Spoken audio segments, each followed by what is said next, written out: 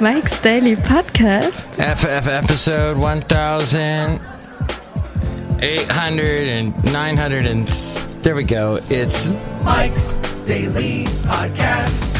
1,090 something. It's Mike, and I'm singing to you on a really bad mic, and I hope you like it.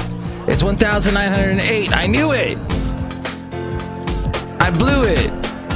It's the show where we discuss odd things that your Mike's Daily Podcast current circumstances bring you. For example, yesterday, my dog, Mike's who doesn't really Daily walk Podcast that much unless I pick up his hind legs, he occasionally will get these inspirations, these bursts of, I want to go somewhere. And he did this. I talked about this on a recent podcast where he wanted me to bring him to a dog park, which was a mile away. So I carry his backside and we walk all the way to the dog park. The problem is always going back to the car because he wants to stay. He doesn't realize you have to go back. I don't want to go back. I just want to stay.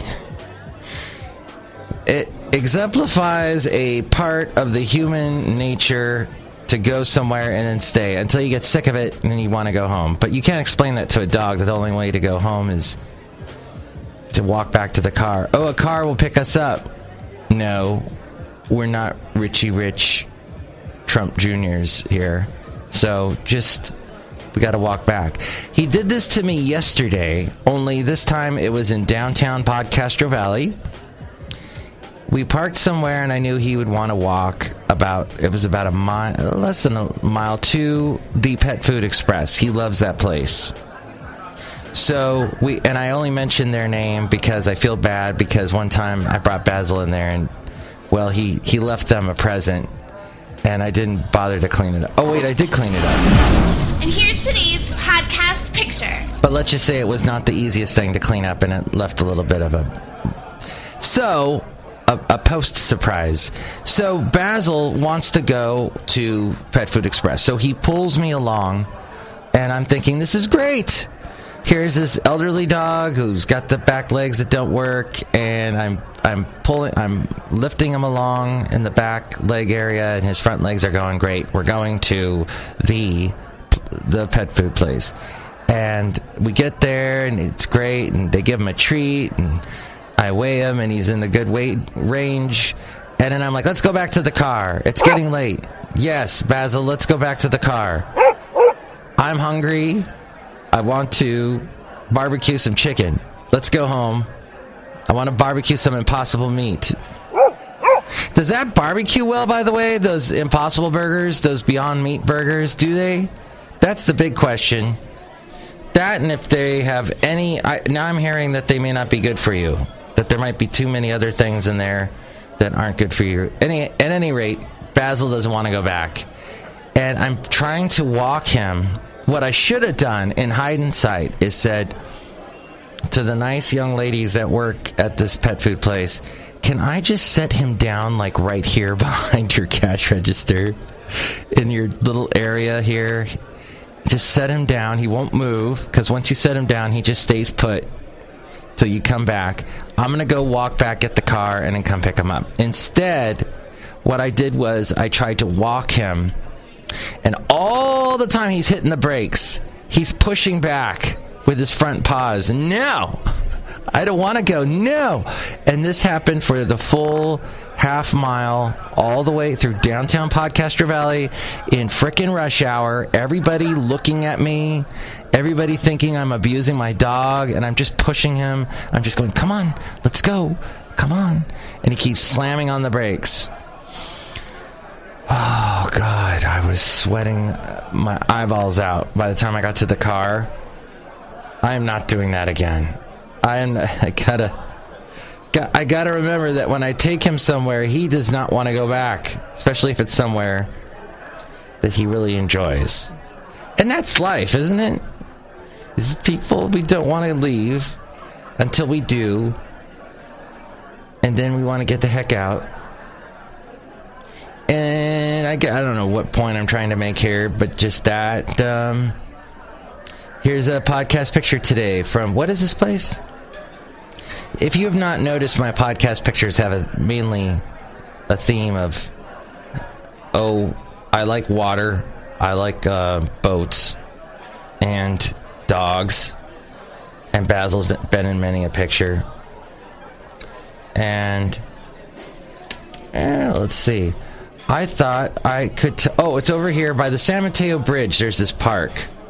If you cross over to the peninsula side, if you are in the East Bay side, and you head over, there's this place called... in San Mateo. It's actually Coyote Point, I think is what they call it. And this marina might be called Fisherman's Park. Oh, this is very confusing. And nobody here at Cafe Anyway can help me. Maybe it's Seal Point? Oh, it's the Coyote Point Yacht Club. Okay, this is what this is. Thank you. Thanks for putting up with that part of the podcast of Mike trying to fumble through, trying to tell you. Anyway, this picture was taken, Cafe Anyway, 8 years ago. 8 years ago this very day. So you can see that now at MikesDailyPodcast.com of some boats if you need a little moment of zen. Because in 2011, it was a different time, wasn't it? See, Obama was president. Did the Republicans decide on impeaching him? There's a part of me that wants to tell Pelosi, you better put the brakes on because this has huge ramifications.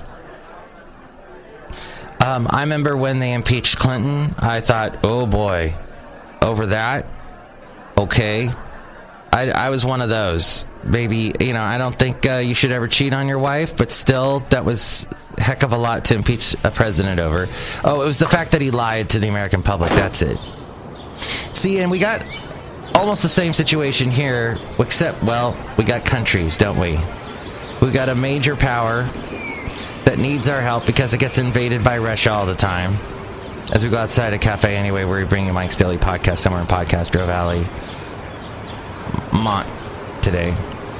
Major power helping us, power that's invading, Ukraine being invaded by Russia a couple times. And so we got a president that says, hey, I'm not going to give you aid unless you do investigating on Joe Biden's son.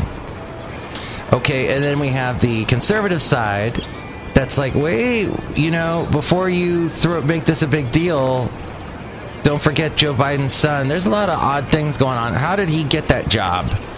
What's the deal with the son of an American vice president going to another country to help with the energy board? There's a lot of mystery here. And then what's Biden doing getting the prosecutor in the Ukraine who wants to prosecute his son, getting him fired? Using his power when he was vice president to get him fired.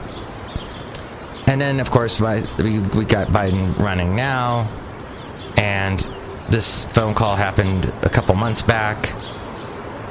So, it's an interesting thing.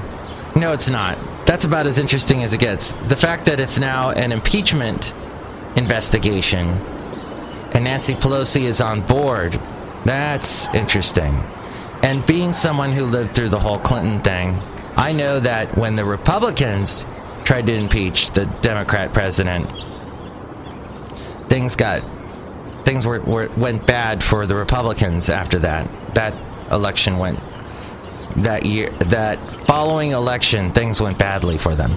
Now, for the Republicans, this time, will this help them because they can frame the Democrats as crazy, hysterical? Oh, they're trying to impeach the president over this. What about what's going on behind the scenes with Biden? And the other interesting thing is, during the whole Obama time, there was talk of possibly Mitch McConnell or Boehner deciding to go after Obama and impeach him. And that never happened. But gosh, it sounded like it was going to get pretty close. Over Benghazi, remember? The whole Benghazi thing? Oh, boy. Hey, enough of the politic talk. Just know that politics are never going to be calm. And you just have to go and laugh. Because it's cyclical and the same stuff seems to happen every couple of years.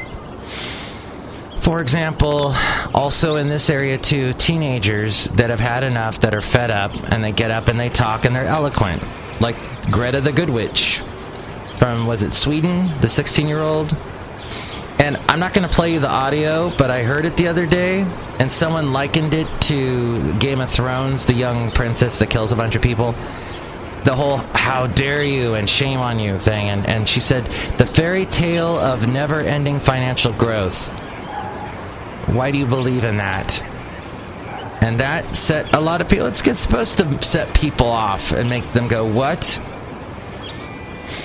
And it's interesting, though, that we've had so many teenage voices since the shootings in Florida and everywhere else that they've spoken up and said, enough. We've had enough. We're the youth of today. We say enough. And in this sense, it's about global warming. We've had enough. Climate change. We've had enough. And is it still breaking through? It breaks through if you're Swedish. Or is she Danish? Some Scandinavian gal coming out and talking who's very young. That seemed to shake it all up again. And people took notice. But it's just interesting because the voice of teens, the voice of youth, activist youth, usually pierces through. Mainly because the voice is so shrill. We've had enough. That usually gets your attention, but will it in the future? Who knows? And finally, PG&E is turning off power in the California area because of the fires, potential for fires. Today's going to be a particularly hot day. I hope they don't turn off the power, especially at the radio station I work at, because that causes all kinds of problems. But yeah, we'll see. You know, that's the life in California and staying cool. My suggestion to you is, while you still got a refrigerator working, freeze as many ice packs as you can, and then, of course, chill down a bottle of spray water. Have that ready to go. And then douse yourself with that stuff when everything gets turned off and it's hot as heck. Be prepared. And don't say about the whole kids that talk, that are activist kids, that the adults brainwash them. Yes, adults brainwash their kids. It's true. I agree with that statement. And when the thoughts that I had as a 16-year-old were definitely influenced by, I guess, what I was watching on TV and by my parents and by my friends. But still, here I am at 50 and I'm still saying stuff that maybe I believed at that age. But yes, we change, don't we? I guess the point there is the children are our future and we shouldn't criticize them too much. I don't know if I can listen to them too much, but there we go. But I know I'm old because I tried to get in a Prius today and start it and take off in it. My lovely lady friend is renting a Prius. She goes, you can take it to work today. So I get in there. I could not start a Prius. I could not get it started. I hit the on button. It's pretty obvious. There's a big old on button. Nothing. So I was back to the catalytic converter and back to ticking off Greta the Good Witch. And there we go. At some point, old people got to try new things. And the new people will eventually become old people who will also have to try new things. And that's how we'll end the show today, except we'll say hi to a couple people out here at Cafe Anyway out in the patio area at this time. Oh, Gord. Hello, Mike Matthews. It's Chely Shoehart, gift shop supervisor. That's very eloquent. Thank you. You know, new people and old people need to learn stuff. Exactly. Look who else is here. Well, Mike, this is Floyd the Floorman. And this is John Deere, the engineer. Yes, Mike, it's true that the catalytic converter turns methane gas into methane. You mean the fossil fuels into methane gas? It's early. It certainly is. It's 7 o'clock. It's not that early anymore, so I better wrap it up. Next show, it'll be the wonderful Benita, the Disgruntled Fiddle Player, and the Brewmaster. Why do I always reach for that adjective, wonderful? Maybe I'll come up with a new word next time. A new word for an old guy. What do you think about all of this? You can call me 336MM Daily. That's 3 + 3 = 6. MM as in Mike Matthews, Daily as in what this podcast is. Thanks for listening to it. Tell your friends. Mike's Daily Podcast is written and produced and performed by Mike Matthews. His podcast is super easy to find. Download or listen to his show and read his blog at MikesDailyPodcast.com. Email Mike now at MikesDailyPodcast@gmail.com. See you tomorrow. Bye!